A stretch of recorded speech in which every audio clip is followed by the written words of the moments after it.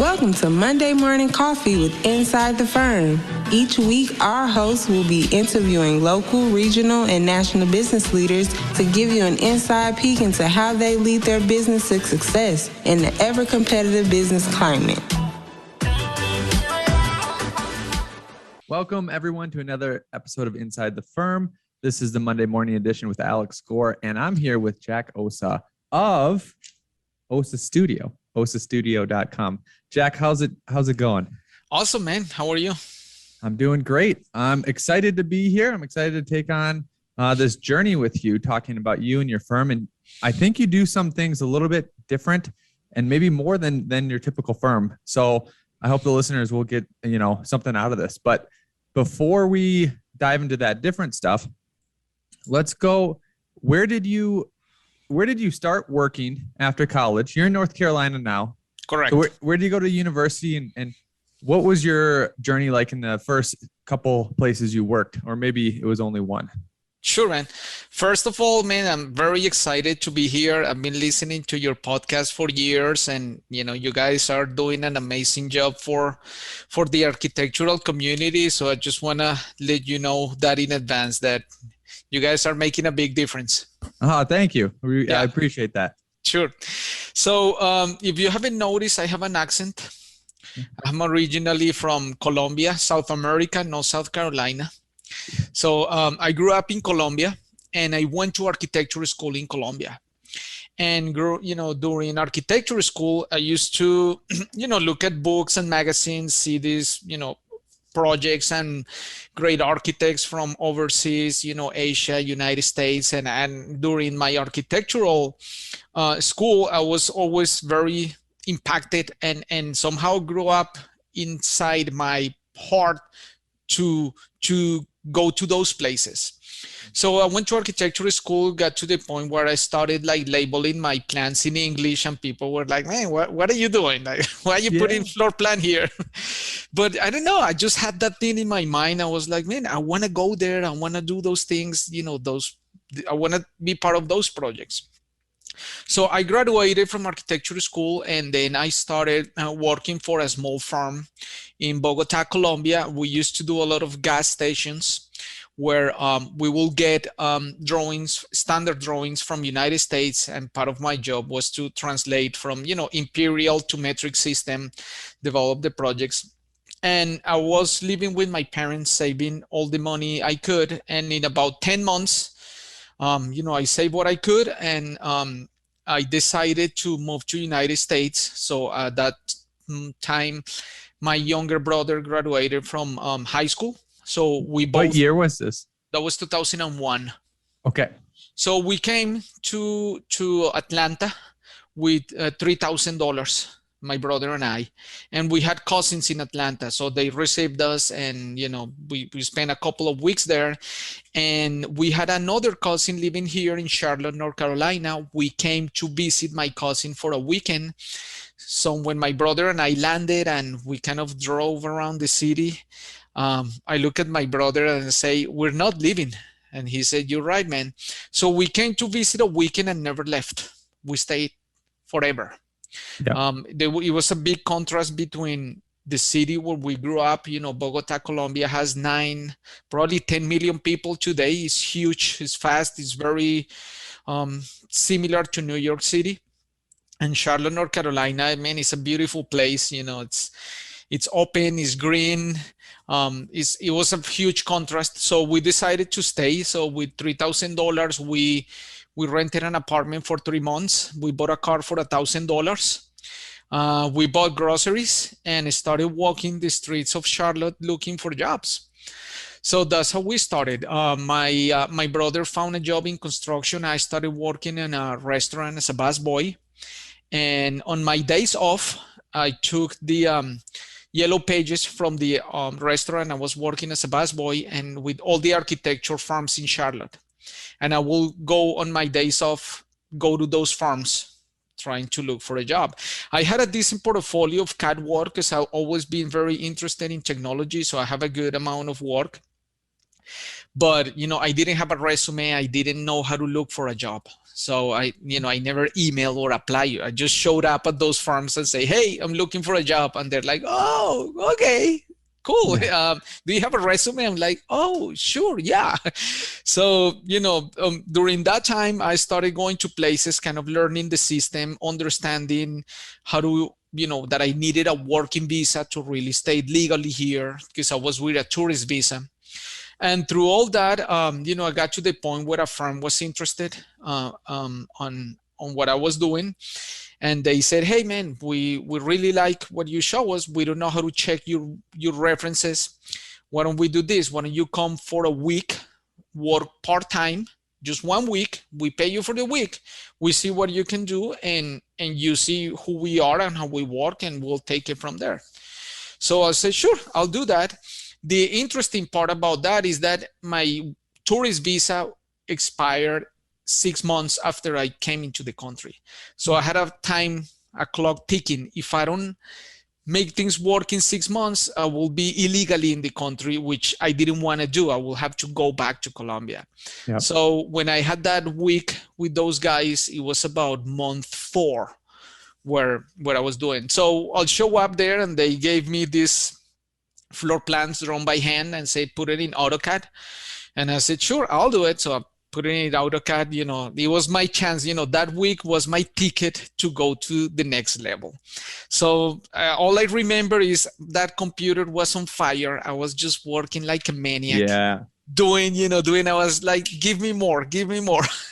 Man, my English was really bad. I didn't speak English at that time. I was just saying more, and they will give me more. And I was just AutoCAD like crazy. And, at the end of the week, they said, hey, great. We like what you've done. We're gonna meet and we'll let you know what happens. And about 2 weeks later, I had a call from a lawyer. It was an immigration lawyer who said, hey, just talk to this company. They paid for your working visa. You start next week. Wow. So those guys changed my life, man. That's insane. That's crazy. I don't know if what was the biggest difference between the city that you came from in Colombia to North Carolina? Just the green, because the U.S., probably like every country, has everything from a New York City to a North Dakota, where there's just nothing there. Right. What was the big draw, or was it just always in the back of your mind? Was it just culture? Because I'm sure American culture is everywhere. Sure. Yeah. I think one of the biggest things is I really think this place fits my personality. I'm a very calm person. I'm an introvert. I like to keep things simple and easy and, not complicate stuff.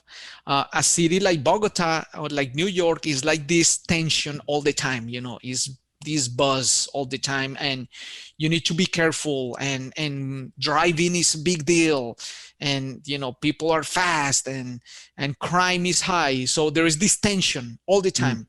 And when I came to Charlotte, it was very relaxed.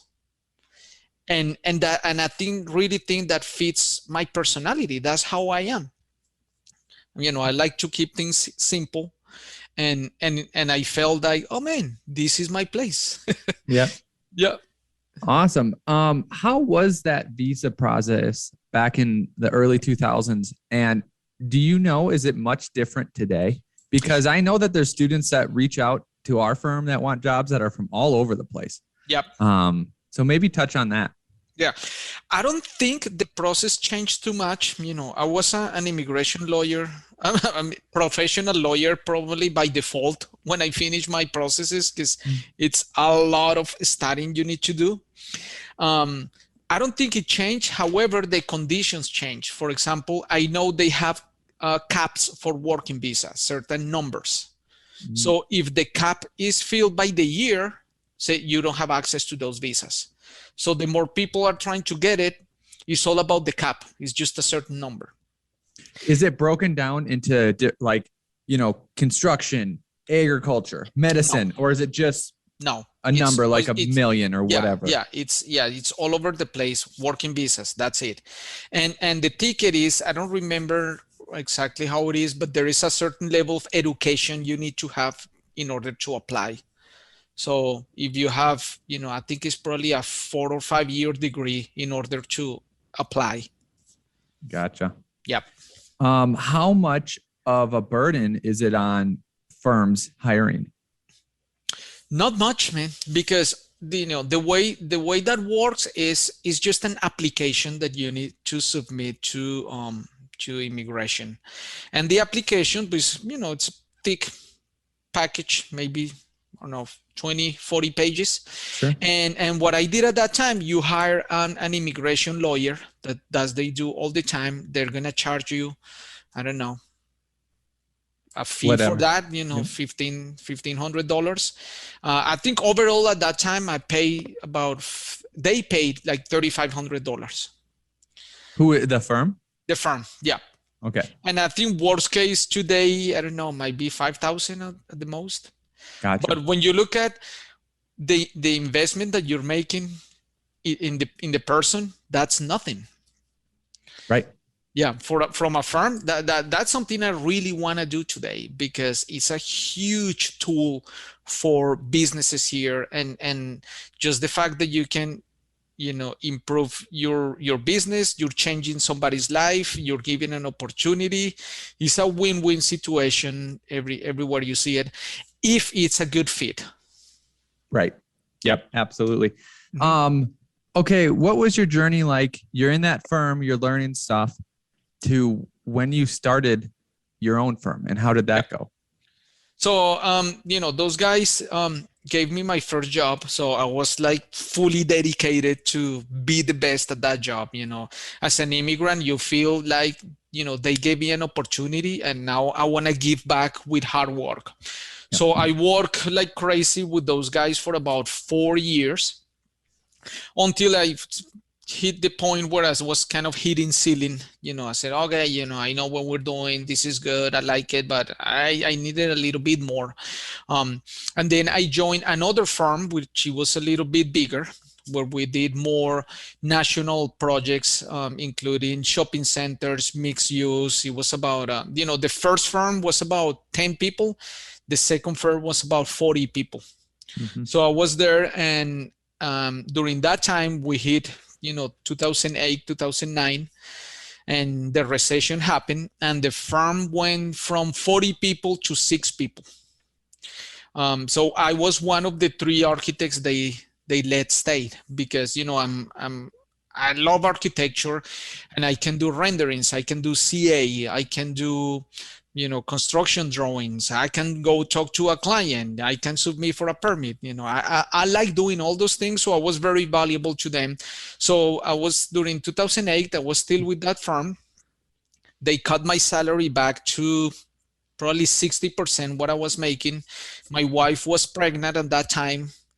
She got laid off, and about 2009, my wife started asking me, hey, why don't you look for a job? Why don't you see if there is something else? And I was like, there is no jobs. I mean, unemployment rate in architecture in Charlotte was about 70%. But she was bothering me so much that I was like, okay, I said, you know what? I'm going to sit down on my computer. I'm going to apply for jobs. She's like, okay. So I started Googling, and I said, okay, I'm going to apply to these offices. And I saw Gensler. I was like, oh, Gensler sounds good. I didn't even know they had an office in Charlotte. So I applied, and like a month later, got a call for an interview. It went great. So in 2010, I started working for Gensler. Yeah. I didn't even know much about the firm. When I started working, I was like, oh man, this is like a big deal. Like one of the best firms in the world, one of the biggest firms in the world. It was crazy. Yeah. And, I showed up there like, here, this project, 250,000 square feet. Here you go. This is your project. I'm like, okay. Yeah. This is like throwing you in the deep end right away. So, man, it was the most amazing experience. I worked at Gensler 6 years. I did a lot of work here. I did a work internationally. I learned so much. I got to work with the most amazing professionals, and got to the point where I felt, man, I made it. I'm an immigrant. This is the American dream. I'm working at the most respected firm in the world. My wife stays at home. I have my children. I have 3 kids. I did it. Like, that's it. And that's when you decided to mess it up. Yeah. But man, for some reason, it was this thing inside me, like growing and bothering me. Like, man, what's going on? I was like, man, how come I'm not happy? I have everything I wanted. And after much time of talking to people, friends, consideration, got to the point where I realized, and in 2016, I met Art Gensler, the founder of the firm. Mm-hmm. And that was a big thing for me, because when he was telling the story about how he started the firm, he started like anybody in his garage with his wife drawing.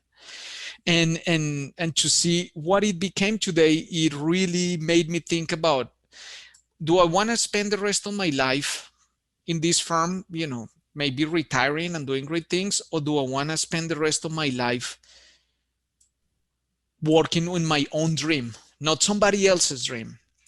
And that's it, man. Talked to my wife. She was like, "Yep, let's do it. I believe in you." And in January 2017, I left Gensler and started my own firm. 2017? Yeah. That is awesome. Did you quit cold turkey? Or yes. Did you develop? Nice. Yes, cold turkey. Nice. I love it. I love pain sometimes. Yeah. No savings, no clients, nothing.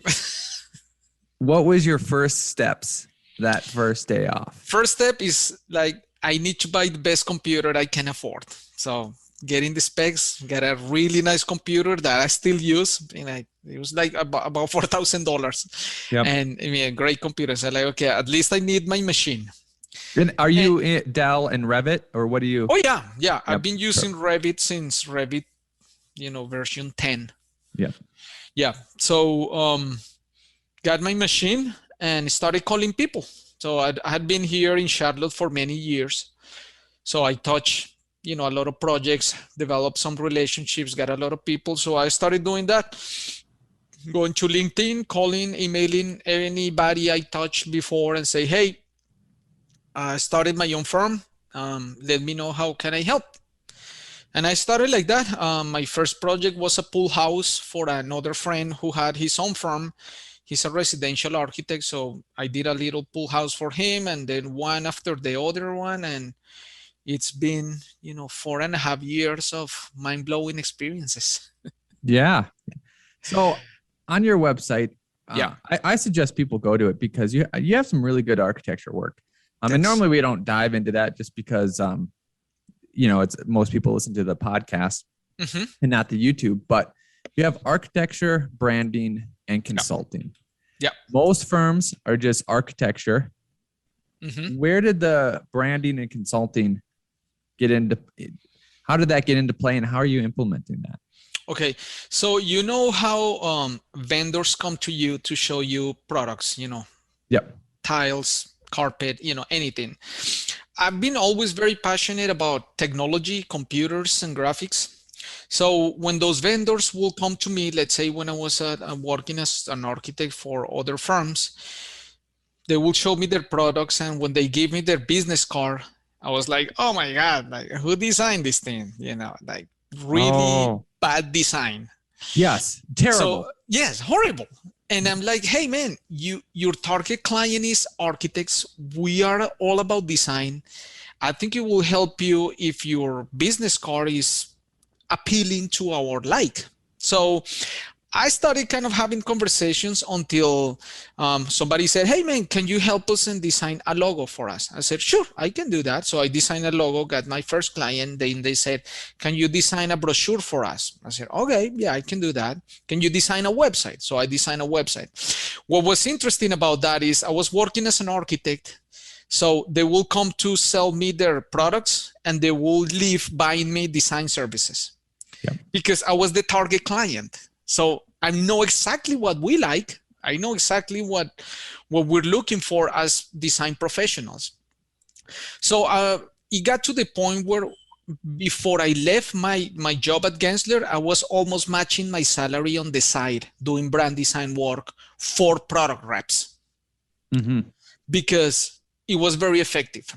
So when I started my own firm and I started having these conversations with with the community engineers, contractors about branding. They said, hey man, can you help me with this? So it started becoming a full line of business for my company. So within the brand design, we specialize in brand design for design, construction, or real estate industries. And the consulting piece came after that when I was executing brand design projects, and I will ask about, let's say, a general contractor. And I say, okay, let's design your brand. Well, who are you? Who are your customers? Tell me about your culture. And they didn't have those answers. Mm-hmm. So I developed a workshop called the Brand DNA to help them understand what's the clear differentiator they bring to the marketplace. And I started separating that out from the design services. So that became its own product, which I sell today. Awesome. That's the next step where I was going was that. So I'm glad you talked on that. And you continue it today, and it's basically it's like you're one of those fish that has the light in front of them. So when another fish comes, that's a good one. Yeah. Like, welcome to my office. No. Yeah. You are now my client. That's right. So great. So from there, you have a podcast. Yep. What was the thought behind that? How did you develop that, and what's its purpose? Yeah. So I'm addicted to listening to podcasts. I've been listening to podcasts probably for 10 years. It's just free information, free knowledge worldwide, available to anybody. And I always had that idea of having my own podcast. When I started my business after the first year, I started getting into the cycle where I will get the projects, and it was all on my own. To execute the projects, I will disappear from the marketplace. So I was in that cycle of up and down. So The first thing was, okay, how do I leverage technology to keep my name out there in the marketplace? That was number one. And the other one was I was very scared to start a podcast because I was very self-conscious about my accent. And I said, who's going to want to listen to this guy? He had a very strong accent from Colombia. He's mispronouncing words. Nobody's going to listen to that. And I did it to just push myself through that fear. I was like, you know what? I'm scared and I'm going to do it. If somebody doesn't like it, sorry, man, go find another podcast. Yeah. It's funny too, how a bunch of people's insecurities, no one else cares about. Yeah. No one else cares whatever your insecurity is, because they have their own insecurities and they have their own life going on. So they don't have time to worry about you. I know. Yeah. So to start the podcast, I was wanting to, increase my local network. So the concept of my podcast is called The Power of Design, the intersection of architecture, construction, and real estate.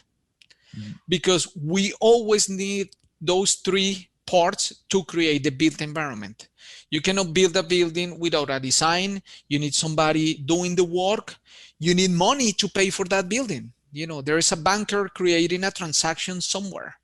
So I wanted to touch on every single point to create the built environment and talk to my local network, who are the leaders and movers and shakers that help create the built environment. So that's how I set it up. So it's an interview format, and I just talk to people that I know are kind of key players in the marketplace, and talk to them about who they are and what they do, and how can we make this better through the power of design. Absolutely. It sounds interesting and fascinating. Your architecture business right now, is it just you?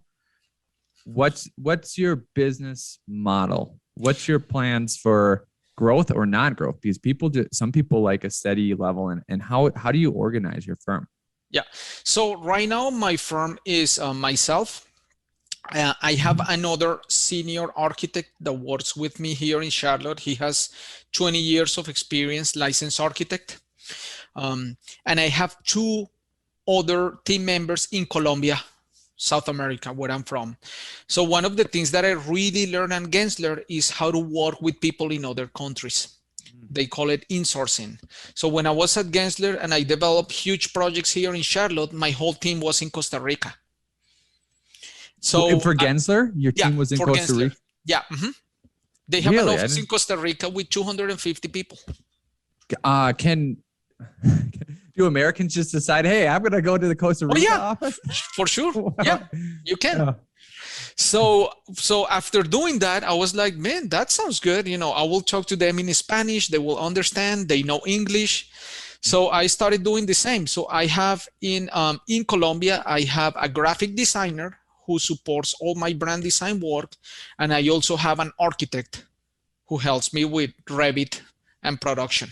Are they independent or are they? No, they're full-time employees. They only work for Ossa Studio. Gotcha. Yep. Is there a software problem either? Anytime? Because sometimes I heard, and maybe this was an old school thing where Revit back in the day, you had licenses by country and then there was problems that way, but none of that exists anymore. No. That's good. Yeah. There's a bunch of huge firms that operate all over the globe. So it would have to be able to connect pretty easily. Yeah, it's not complex. It's just technology and getting your tools together. What's the time difference and how are you managing that? It's not bad. We're very close. So it's either 1 hour or 0 hours. It just that's nothing. Yeah, that's nothing. Yeah. And then do you have daily meetings? Do you just have, hey, you give an assignment and they check back in when they're done? You know, any little nitty gritty, because I think a lot of people think about this sort of model, but I think the small stuff hangs them up. Yes. There is a learning curve. There's a price to pay, right? And I will think a person will be very efficient in 6 months to a year, because they need to learn how you work. You need to learn how they work. And then you need to understand, you know, what's that frequency of communication. I like to do it daily. So I talk to them at least once a day. I might skip a day here and there, but I talk to them at least once a day and sometimes 2 or 3 times a day. That's the thing where you start delegating. You know, you need to understand there are levels of delegation. At the beginning, you're not going to get all the proficiency you can get out of them. You really need to train them, and then they get comfortable with you, and then you get comfortable with them. And that's when you see the payback. It's like learning Revit. You know, the learning curve is huge. Once you go over the hump, it's all downhill. Gotcha. So in the beginning, and correct me if I'm wrong, it's teaching and more red lines and more smaller tasks, but after a year and a half, it's, hey, here's a project. That's You've already right. kind of done it, you know, ask me questions, but like just do the project. What I like is when I just forward an email from the client, forward, and next thing is like done. Yeah. And you're like, okay, perfect. Awesome. Yeah. Sending business structure. Yes. Is that difficult? Because I'm sure you have maybe a Wells Fargo or whatever bank. Yeah. And then do you have a tax entity like ADP? And how does that work with accounting? No, so the way I had them right now, for my purposes, they're independent contractors from my tax purposes. So I pay them and they do their own taxes down there. Gotcha. And one of them has an account with Bank of America here. So I just transfer money to that account. And the other one, I just do an international transaction every month. Gotcha. Yep. Very cool. Very cool. What are your plans for the future? Where are you taking the podcast? Where are you taking the firm? Where are you taking consulting? What are your thoughts? So, man, I want to really grow this thing to the point where I can start spending a lot more time with my family. You know, I define freedom in freedom of money, time, purpose, and relationships. where I can have a good team that can run the firm. I provide direction as much as I can. I have 3 children. They're 12, 9, and 5 years old. And that's my goal, to spend a lot of time with them. So I'm creating a vehicle to give me all the freedom to do that with them and participate of the business as much as I like to do it. So currently I'm focused on learning a lot about business structures and doing a program through the SBA called Streetwise MBA Emerging Leaders, and it's helping me set up that growth plan where we focus on strategy, finances, marketing, people, HR, all those things that as architects you're never trained on. So focusing on the business side of the profession is my focus today, because I'm realizing who's growing, who's not growing, how they're doing it. I listen to your podcast, I listen to many other podcasts, and you get all this new information where it shows me that, man, you can do a lot more. There are many ways to grow. There are many ways to take your business. So right now I'm working on a 10-year plan to get to a point where maybe the business needs only 10 to 20 hours of my time a week. So I'm setting up like an org chart of who those key players are, developing all the financials in order to afford that, and pushing really hard the sales engine, which, is the fuel of the business. How much do you sell? And that goes into what's branding, marketing, how do you differentiate yourself in the marketplace, and how do you attract and retain clients that are willing to pay for the value you bring to their business. Yep. A lot of what you say resonates with an author, Donald Miller. Are you familiar with Building a Story Brand? Oh yeah, 100%, man. Yeah, I love Don Miller. His podcast is good too, and I honestly wish it would be him and JJ more than the guests, because they're so funny. I know JJ is awesome, man. I want to meet Jay. When I see JJ, I'm gonna give him a hug. Yeah. I know. But so did you agree? I mean, they're so funny. It should just be them. They should have one podcast where it's just them. And they can have other ones interviewing people, but I just think they're so entertaining. I know. Yeah. I listen to every single of their podcasts. Yeah. Yep. Awesome. Is there, architecture wise, are you staying in a narrow lane of residential and small commercial? Are you thinking about branching out to bigger stuff? How are you thinking about what you're bringing into the business versus what you'd want to bring in? Or maybe you are there with what you want to bring in is what you're getting. Yeah. So because of my history, before I started my own firm, most of my experience has been in office buildings and workplace interiors. That has been my network. So I have a pretty good take on connections where it has a lot to do with third-party project managers. CBRE, Cushman Wakefield, JLL. So most of our work is workplace, which is really good, man. I love it. And most of the success of Gensler started because of workplace interiors. Like bringing that professional take on interiors. So that's a lot of what we do. I would like to do massive complex projects. That's if I wanna choose something, do like a massive stadium, something with complexity. I think myself and Paul, who's the other architect who works with me, we like complexity. Complex building codes.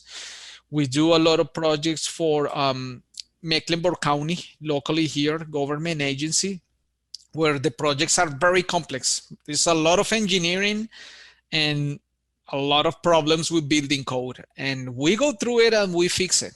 And it's hard and it's complicated, but we really thrive in complexity. And I like the idea of making complexity look beautiful, creating a solution where nobody can find it, but we found it and it looks amazing. Yep, absolutely. Some listeners, some people might not know, there's actually money and developers from Colombia that are developing in America and doing projects. I don't know because I just haven't worked with anyone doing it the opposite way, but I should be. It should be sure that American money is going out towards Colombia. Oh, sure. And developing. Have you ever thought of being, like, because you have this dual opportunity here where you meet those teams that are doing a development down there, but they have a Colombian American here that's communicating down there. That might be a good opportunity too. Oh yeah, 100%. Opening an office in Colombia it's on my plans. Maybe, I don't know when, 2-3 years down the road, but it's totally doable. They recognize the value. Gensler opened an office in Colombia 2 years ago, and if they did it, there is a reason for that. Absolutely. So that's where I really think that's going to be one of the steps. I'm part of the vision of my firm is to be an international multidisciplinary design firm, because I've experienced it. It's possible, and as long as you have the connections and you have one project to get started, you keep going, and that's how you do it. Absolutely. Well, great. Well, Jack, just two last things. Sure. Let everyone know where to find you, what your socials are, anything like that. And then any other topic or purely just a message that you want to leave our listeners to. The rest of the show is yours. Thank you. So you can find me at ossastudio.com, OSSA studio.com. That's our website, and I have all the links to social. My podcast, you can find it at thepowerofdesignpodcast.com. And I'm in, Spotify, Apple, all the channels. And one of the things that I always think about is what's my mission in life, and I really think that my mission in life is to inspire and empower people to pursue their dreams with passion. You only have one life, and you have to take the chance to live the best life that you can. Sometimes we don't realize how lucky we are by living in this amazing country where you can choose your destiny. You can learn anything you want. Most people worldwide, they don't even have that opportunity. And we just shrink our dreams based on limitations or things that somebody else said, or we don't want to look like we're different, and there's no reason for that. There is only one chance to make it right, and you have to take advantage of it. I love it. I think that couldn't be more well said. Thank you for your time. Thank you for your message. And it was great talking to you. Sounds good, man. Thank you so much.